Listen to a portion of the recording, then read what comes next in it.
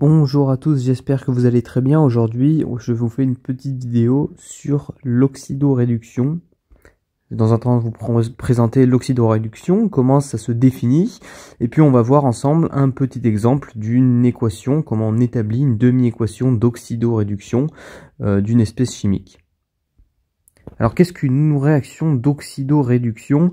C'est une réaction qui met en jeu un transfert d'électrons entre une espèce, un oxydant, et un réducteur.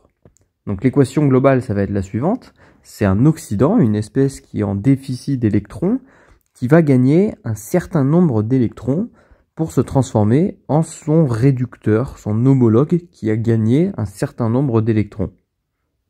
Alors cette réaction peut se produire dans un sens ou dans l'autre, et justement on va avoir des dénominations qui seront différentes en fonction du sens dans lequel elle se produit. Si elle se produit dans le sens de la flèche, actuellement indiquée, eh bien on aura donc une réduction. C'est-à-dire que quand on gagne un certain nombre d'électrons, on va avoir une réaction de réduction.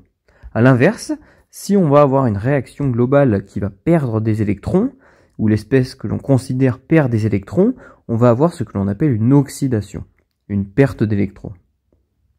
On va donc avoir des couples oxydants-réducteurs, ou plus communément des couples ox-red, où la même espèce est désignée sous sa forme ayant perdu des électrons, sa forme oxydant, et sa forme ayant gagné des électrons, sa forme réducteur. Dans sa forme réducteur, elle est capable de céder des électrons, et dans sa forme oxydant, elle est capable d'accepter des électrons.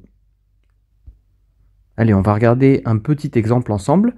Le couple Fe2+Fe. Par définition de ce qu'on vient de voir juste avant, on a donc un couple ox-red, ce qui signifie qu'à gauche de l'équation, on a donc un oxydant, Fe2+, et à droite, on a un réducteur, Fe. Comme on a le schéma global en tête, qu'un oxydant gagne n électrons pour donner un réducteur, on a donc l'oxydant Fe2+, qui va gagner un certain nombre d'électrons pour donner son réducteur homologue, Fe. Par définition ici, il manque au Fe2+, 2 électrons, car il est chargé 2 fois positivement, 2+, ce qui signifie qu'il lui manque 2 électrons. On va donc ajouter 2 électrons à Fe2+, pour qu'il gagne 2 électrons, pour redevenir une espèce neutre, Fe. Considérons juste cette demi-équation, et on va la prendre à l'envers. Comme énoncé précédemment, la réaction qui consiste à perdre des électrons est appelée une oxydation. Regardons ensemble cet exemple qui consiste en la rouille du fer. L'équation de la rouille du fer vous est donnée juste en dessus. Nous avons Fe plus 2OH- donne FeOH2 plus 2 électrons.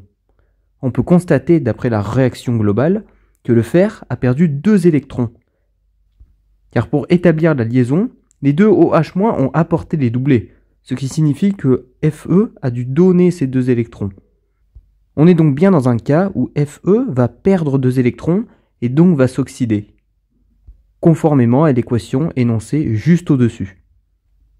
C'est justement pourquoi l'apparition de la rouille n'est autre que l'oxydation du fer, comme on l'énonce régulièrement au quotidien. Vous savez maintenant ce que désigne une oxydation à l'échelle atomique. Je vous remercie d'avoir regardé cette petite vidéo, et puis je vous dis à très vite. Merci.